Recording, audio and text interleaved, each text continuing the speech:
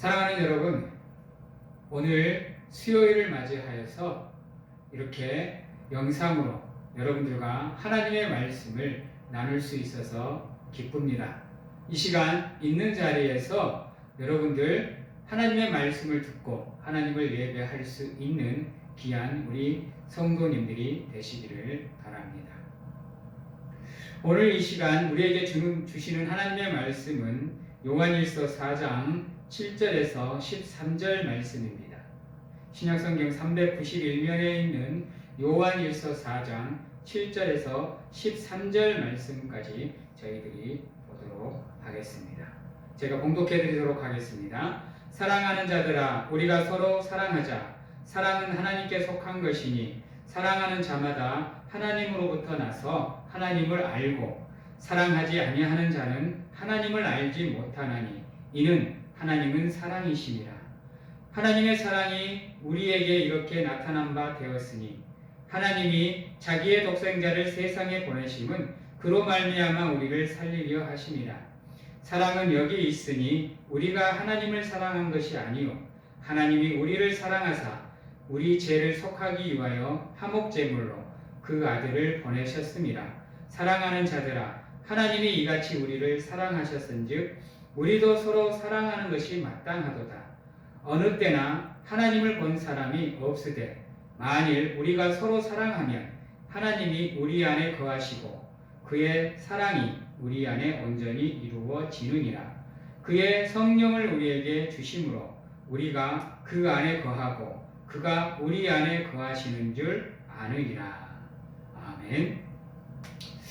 사랑하는 여러분, 여러분은 사랑이 무엇이라고 생각을 하십니까?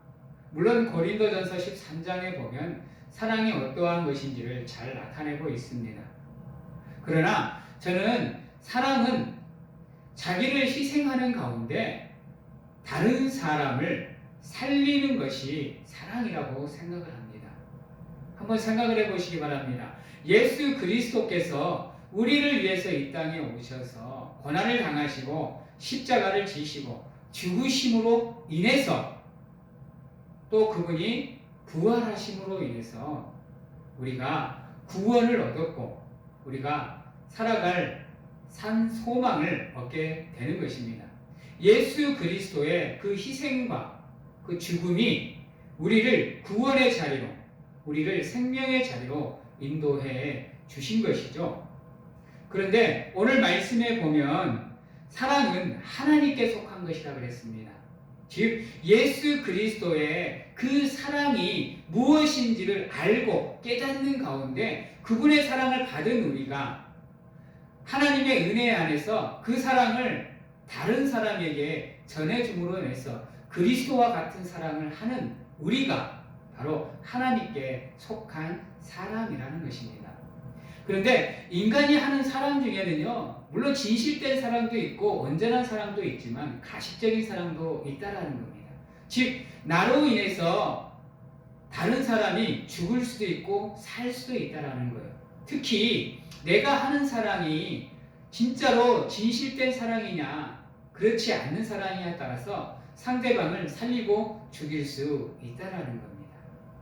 예수 그리스도가 하나님께서 우리를 향한 그 사랑이 진실된 사랑이기에 당신의 목숨마저도 내어주시는 가운데 당신의 생명마저도 포기하시는 가운데 우리를 살리기 위해서 죽으셨고 우리를 살리셨다라는 겁니다. 그리고 우리를 하나님의 은혜 안에서 구원의 자리로 인도해 주셨다라는 거죠. 여러분, 우리는 하나님께 속한 사람입니다. 즉 우리는 하나님의 은혜 안에서 예수 그리스도의 사랑으로 서로가 서로를 사랑해야 되는 존재라는 거죠. 그러므로 우리가 사랑하는 삶이라는 것이 다른 데 있는 것이 아니라 하나님의 은혜 안에서 우리가 서로를 사랑하는 가운데 서로를 살리는 믿음을, 사랑을 우리가 가져야 되는 것이죠. 그런데 나로 인해서 내가 하는 사랑으로 인해서 내가 주는 베푸는 그 은혜로 인해서 상대방이 힘들고 아파하고 고통스러워한다면 그것은 사랑이 아니죠. 내가 주는 사랑이 내가 베푸는 사랑이 상대방으로 인해서 살아갈 산 소망을 주고 살아갈 희망을 주고 힘을 주는 그러한 사랑이 우리에게는 필요한 것입니다. 그렇지 않으면 예수 그리스도께서 굳이 이 땅에 오실 필요가 없지요. 왜요? 신적인 존재이시잖아요. 절대신이시잖아요. 말 한마디면 모든 것을 다 하실 수 있는 분이잖아요. 굳이 이 땅에 오셔서 고통을 당하실 필요도 없고 십자가를 지실 필요도 없는 겁니다. 굳이 인간의 몸을 입을 필요가 있을까요? 그냥 말 한마디면 모든 게 끝나는데요. 그냥 말 한마디로 그냥 우리를 죽고 살릴 수 있는 그러한 능력을 가지신 분이 그러한 고통을 당하실 필요가 있냐는 것이죠. 사랑하는 성도 여러분, 누가 뭐라 그래도 있잖아요. 우리의 하나님은 우리를 향한 사랑이 진실된 사랑이라는 겁니다. 그래서 그분은 조건을 따지지 않으세요. 한번 생각을 해보세요. 우리가 죄인 되었을 때에 하나님께서는 자기의 독생자를 이 땅에 보내셔서 죽이심으로 인해서 우리를 향한 사랑을 확증시켜 주셨습니다. 그 사랑이 어떠한 사랑이라고 느껴지세요? 때론 남을 위해서 자신의 생명을 포기하고 남을 살리는 헌신적인 사랑이 있습니다. 인간에게도요. 그래서 우리는 그들을 의인이라 부르고 성인이라 불러요. 그런데요, 하나님의 사랑은요, 그것보다 더한 사랑이죠. 여러분, 하나님을 사랑하는 사람은 사람을 사랑하게 되어 있습니다. 왠지 아세요? 바로 하나님께서 우리에게 주신 가장 큰 선지자의 강령 두 가지, 하나님 사랑, 이웃 사랑이기 때문입니다. 즉 하나님을 사랑하는 사람은 그 사랑으로 다른 이웃을 사랑해 주게 되어 있다는 거죠. 여러분들, 특히 신앙의 공동체 안에서, 믿음의 공동체 안에서는 이 사랑이 흘러갈 수 있도록 우리가 노력을 해야 됩니다. 내가 받은 사랑만큼 남을 사랑할 수 있는 우리가 되어야 되는 거죠. 그런데 어떠세요? 우리 교회 안에, 우리 한국 교회 안에, 내가 다니고 있는 교회 안에 모습들을 한번 보시기 바랍니다. 적어도 하나님을 믿는 사람들이 모여있는 그 자리에 얼마만큼 서로가 하나님의 사랑으로 서로를 사랑해주고 있습니까? 자신의 이익을 위해서 잠깐 자기를 접고 남을 사랑해 줄 수는 있습니다. 그러나 그 사랑은 온전한 사랑이 아니죠. 내 이익이 깨지는 순간 그 사랑도 깨지게 되어 있는 겁니다. 그런데 우리 하나님의 사랑은요, 우리가 하나님을 외면해도 거부해도 하나님을 떠나는 삶을 살아도 하나님이 우리를 향한 사랑만큼은 변함이 없다라는 거죠. 길이 참으시는 가운데 우리가 다시 하나님을 찾고 하나님의 이름을 부르며 우리가 사랑의 고백을 하기를 하나님은 지금도 참고 기다리신다는 겁니다. 여러분, 우리는 그러한 하나님의 사랑을 갖고 살아가는 사람이기에 이 믿음의 공동체 안에서, 특히 우리 교회 안에서는 서로가 서로를 사랑하시되 이 하나님의 사랑으로 무조건적으로 사랑을 해 주어야 되는데 그게 쉽지가 않습니다. 우리는 인간이다 보니까 완벽한 사랑을 해낼 수가 없지요. 그럼에도 불구하고 우리는 하나님의 사랑으로 서로를 사랑을 해 주기를 노력을 해야 되는 겁니다. 그러기 위해서는 우리가 서로를 위해서 준비해야 되는 것들이 있는데요. 그게 무엇이냐면요, 바로 이해와 용서인 겁니다. 여러분 생각을 해보세요. 우리는 다양한 사람들이 교회 안에 모여 있어요. 그러다 보니까 서로가 살아온 삶의 방식도 다 다르고요. 생각도 다르고 말하는 것도 다르고 삶의 방식조차도 다 다릅니다. 그러다 보니까 서로가 서로를 온전하게 이해해내기가 쉽지 않지요. 당연히 충돌이 생길 수밖에 없습니다. 관계가 한 번씩 삐뚤어질 수밖에 없어요. 상처를 받을 수밖에 없습니다. 삐질 수밖에 없고 화가 날 수밖에 없어요. 그럼에도 불구하고 우리가 서로를 이해할 수 있는 마음을 가지지 않으면요, 그 공동체는 절대로 하나가 될 수가 없어요. 내가 최고고 내가 나만 잘났고 이러한 사람으로 이렇게 교만한 사람으로 서로가 서로를 사랑한다면요 언젠가는 깨질 수밖에 없는 사람이에요. 하나님을 한번 생각을 해보세요. 우리 인간을 사랑하시되 어디까지 낮아졌죠? 어디까지 낮아지셔서 사랑을 해주셨죠? 우리와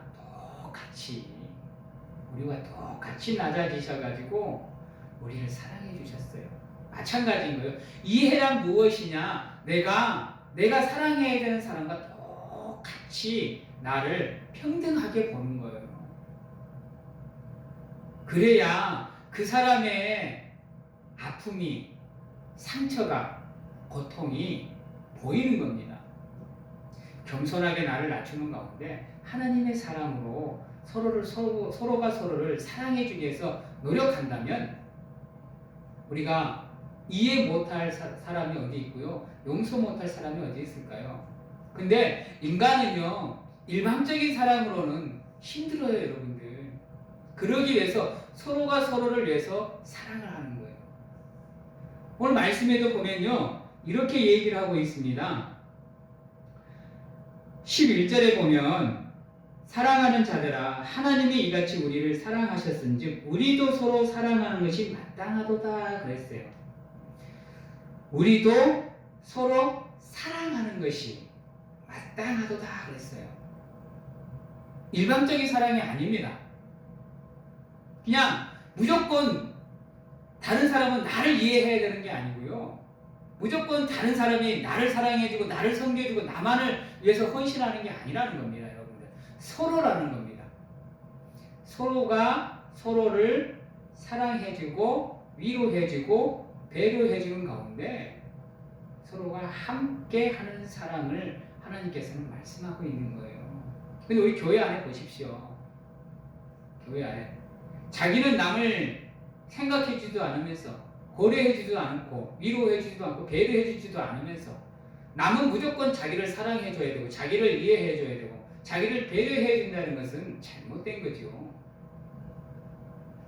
그러면요 인간은 절대로 온전한 사랑을 할 수가 없어요. 우리가 신이 아닌 이상은요. 그래서 하나님께서도 일반적인 사랑을 인간에게 요구하는 것이 아니라 인간 대 인간으로 서로가 서로를 사랑하라고 얘기를 하는 거예요. 서로가 서로를 사랑하되 이기적인 사랑이 아니라 개인적인 사랑이 아니라 인간적인 사랑이 아니라 하나님의 사랑으로 그리스도의 사랑으로 서로가 서로를 사랑해 주라는 겁니다. 예수 그리스도가 우리를 위해서 십자가를 지셨던 자기의 생명마저도 내어주셨던 그 사랑의 마음으로 서로가 서로를 사랑하라는 겁니다. 그것이 마땅하다고 얘기를 하고 있어요. 사랑하는 여러분, 우리가 서로를 사랑하시되 그냥 내 생각으로 사랑하지 마시고 하나님의 마음으로 그리스도의 마음으로 서로를 바라보시고 그 하나님의 사랑으로 서로를 사랑해 줄 수 있는 우리가 되어야 되는 겁니다. 그럴 때만이 우리가 그 사랑으로 하나가 될 수가 있는 거죠. 그럴 때만이 그 공동체가 사랑으로 꽃을 피울 수가 있는 겁니다. 여러분들, 그러한 이해가 없이는요 절대로 온전한 합당한 용서란 있을 수가 없는 겁니다. 남을 이해 못하면서 그냥 형식적으로 용서한다고 해서 그게 진정한 용서가 아닌 거예요. 내 마음속에 앙금마저도 사라지셔야 됩니다. 그 사람을 향한 시기, 질투, 이게 조금치도 남아있지 않고 완벽하게 사라졌을 때만이 우리가 온전한 용서를 할 수가 있어요. 근데 세상 사람들 보면 난 너 용서했어, 이제 나 다 잊어버렸어, 난 너한테 서운한 게 없어 라고 하면서도 은연중의 모습을 보면 나타나거든요. 얼굴에서, 언어에서, 행동에서 그들의 삶의 모습을 통해서 은연중에 그러한 시기나 질투, 미움과 원망이 나타나게 되어 있어요. 한번 생각을 해보세요. 우리가 하나님을 외면하고 떠나면 하나님 마음이 얼마나 아플까요? 우리 같으면 두 번 다시는 쳐다보지 않을걸요? 아니 말조차 걸기가 싫을걸요? 그럼에도 불구하고 하나님은요, 길이 참으시는 가운데 우리 인간을 이해하시기에 당신의 생명을 내어 던지는 겁니다. 우리도 마찬가지인 겁니다. 우리도 서로가 서로를 온전하게 이해하지 못하고 용서하지 못하면요, 절대로 그 사람을 위한 헌신적인 사랑을 할 수가 없어요. 사랑하는 성도 여러분, 우리는 하나님께 속한 사람이고요, 사랑하는 자만이 하나님을 안다 그랬어요. 우리는 하나님을 믿는 사람이잖아요. 그러므로 우리가 서로를 사랑하는 것은 어떻게 보면 우리의 삶의 모습을 통해서 하나님을 향한 신앙의 고백을 드리는 겁니다. 왜요? 우리가 서로 사랑할 때 우리가 하나님께 속한 사람이 되기 때문이죠. 그러므로 성도님들, 누가 뭐라 그래도 서로를 사랑할 수 있는 여러분들이 되시고, 일방적인 사랑을 요구하기보다는 내가 먼저 남을 섬길 수 있는 자리로 내려가시고, 내가 먼저 사랑을 줄 수 있는 자리로 내려가셔서 그 사람을 섬길 수 있는 여러분들이 되셔야 되는 거죠. 여러분들, 사랑은 받는 것보다 주는 게 더 기쁨이다라는 세상 말이 있어요. 세상 사람도 그것을 알고 있는데, 하물며 예수 그리스도를 믿고 하나님을 알고 있는 우리가 그 사랑의 진리를 모른다라는 것은 있을 수가 없는 일이거든요. 고린도전서 13장에 나오는 사랑의 정의가 다 그겁니다. 받는 게 아니에요. 주는 겁니다. 내가 먼저 주기 위해서 나를 먼저 절제시키고 나를 죽이고 나를 낮은 자리로 내려보내서 그 상대방을 섬기는 사랑이 고린도전서 13장에 나와 있는 사랑의 정의들인 거예요.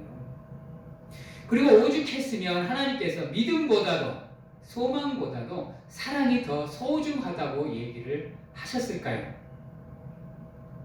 그만큼 믿음의 공동체에는 사랑이라는 것이 필요한 것입니다. 사랑하는 성도 여러분, 사랑은 곧 하나님께 속한 것이기에 우리가 서로를 사랑하면 우리는 하나님께 속한 사람들이 되는 것이고요, 우리가 사랑하지 않으면 우리는 하나님을 알지 못하는 사람들이 되는 겁니다. 믿음의 시작은 하나님을 사랑하는 것부터. 하나님을 사랑하는 것은 이웃을 사랑하는 것으로 연결이 되는 것이죠.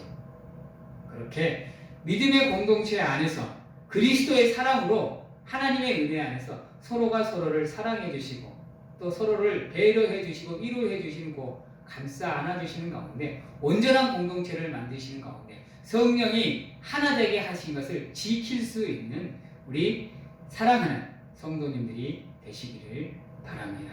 또한 여러분들, 오늘 말씀 9절에 보면 이러한 말이 있습니다. 하나님의 사랑이 우리에게 이렇게 나타난 바 되었으니 하나님이 자기의 독생자를 세상에 보내심은 그로 말미암아 우리를 살리려 하는 거라고 그랬습니다. 사랑 이꼬르 생명입니다.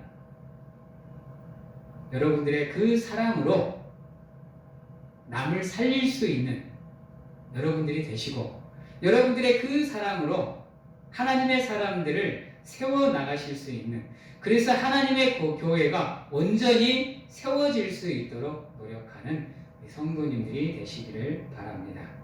또한 12절에 보면 어느 때나 하나님을 본 사람이 없으되 만일 우리가 서로 사랑하면 하나님이 우리 안에 거하신다고 했어요. 그리고 그의 사랑이 우리 안에서 온전히 이루어진다라고 얘기했습니다. 생각을 해보시기 바랍니다. 인간은요, 절대로 온전한 사랑을 할 수 없다니까요. 우리가 온전한 사랑을 할 수 있는 이유는 뭐냐면요, 우리가 하나님을 사랑하는 가운데 그분을 우리의 마음에 모시는 겁니다. 그분의 사랑이 우리 안에서 흘러 넘치게 만드는 거죠. 그것이 흘러 넘쳐서 나를 통해서 다른 사람에게로 흘러가게 만드는 겁니다. 그것이 바로 오늘 12절의 말씀에 나와 있는 것처럼 우리가 서로 사랑하면 하나님이 우리 안에 거하시는 거고, 하나님이 그 사랑으로 우리 안에서 온전히 우리가 세워질 수 있도록 도와주시는 겁니다. 여러분, 진짜로 진실된 사랑을 통해서 우리가 서로를 사랑하게 되면 우리 안에서 하나님께서 온전한 믿음으로 우리가 세워질 수 있도록 도와주는 가운데 서로가 서로를 도와주는 동역자로서, 협력자로서 함께 할 수 있도록 도와주시는 겁니다. 그것이 바로 하나님의 공동체를 올바로 세워 나가는 길이고 방법인 것입니다. 그러므로 여러분들 안에 그 하나님의 사랑으로 가득 채우십시오. 그것이 바로 우리가 하나님을 볼 수 있는 방법이기도 합니다. 사랑을 하면 우리 안에 하나님이 거하시기 때문에 서로가 서로를 사랑하는 가운데 하나님을 볼 수 있게 되는 겁니다. 왜요? 그 사람을 통해서 하나님의 형상을 우리가 볼 수 있기 때문이죠. 그렇지 않고는 우리가 온전히 하나님의 말씀을 하나님의 형상을 볼 수 있는 길이 없어요. 성경을 우리가 무한정 읽어도 마찬가지인 겁니다. 아무리 성경을 많이 읽어도, 아무리 성경이 하나님의 계시일지라도요, 우리가 서로를 사랑하는 마음이 없으면, 우리가 하나님을 사랑하는 마음이 없으면 우리는 하나님을 볼 수가 없어요. 그걸 아셔야 돼요. 서로가 서로를 사랑하지도 않으면서 나가 하나님을 믿는 경험을 했다, 나는 하나님을 알고 믿는다, 다 거짓말입니다. 절대로 하나님을 사랑하는 마음, 사람을 사랑하는 마음이 없이는요, 절대로 하나님을 볼 수가 없어요. 만날 수도 없고요, 그분이 찾아오시지도 않아요. 사랑하는 성도 여러분, 서로가 서로를 사랑하십시오. 사랑하시되 뜨겁게 사랑하십시오. 그리고 그 사랑으로 서로를 위해서 기도하십시오. 하나님이 여러분들과 함께 하시고 여러분들을 향한 하나님의 계획을 하나님께서 여러분들에게 보여주시는 가운데 여러분들의 삶을 인도해 주시고 지키시고 보호해 주실 겁니다. 또한 오늘 13절에 보면요, 그의 성령을 우리에게 주심으로 우리가 그의 안에 거하고 그가 우리 안에 거하신 줄 아느니라 그랬어요. 사랑하는 사람들, 또 하나님을 사랑하고 또 이웃을 사랑하는 사람들에게는 하나님께서 성령을 부어주신대요. 성령 받고 싶지 않으세요? 성령이 인도하는 삶, 성령이 충만한 삶을 살고 싶다면 여러분들 서로 사랑하십시오. 그것이 우리가 성령의 충만한 길로 나갈 수 있는 방법인 겁니다. 성령의 충만함을 경험하고 싶다면 하나님의 사랑이라는 그 샘에 여러분들을 내어 던지십시오. 그래서 여러분들의 삶이 그 하나님의 사랑으로 가득 차고 넘쳐서 그 사랑이 이웃 사랑으로 세상으로 흘러나가는 가운데 그 사랑으로 세상을 변화시킬 수 있고 그곳에 하나님의 나라를 세워가는 가운데 하나님의 공동체를 온전히 세워나가시는 여러분들이 되시길 간절하게 소망을 해봅니다.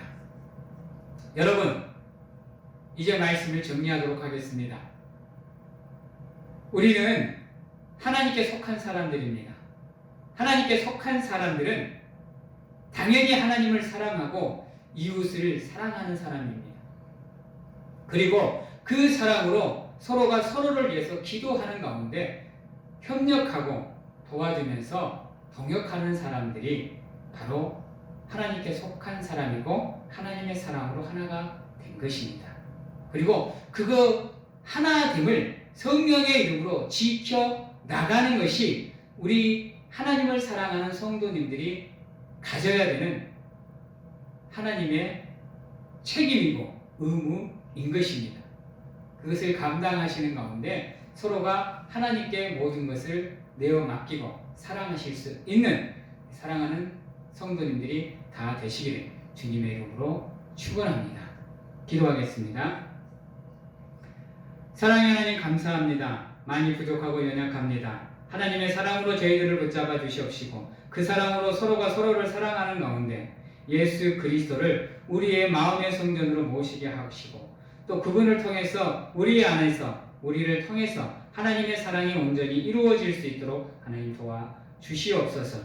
사랑은 우리 인간의 힘으로 할 수가 없습니다. 부족하고 연약하지만 하나님께서 함께해 주셔서 하나님의 사랑으로 우리가 무장하게 하여 주십시고 그것을 통해서 우리가 하나님을 조금씩 알아가게 하시고 서로 나누는 사랑을 통해서 하나님의 형상을 볼 수 있는 저희들이 될 수 있도록 하나님 축복하여 주시옵소서.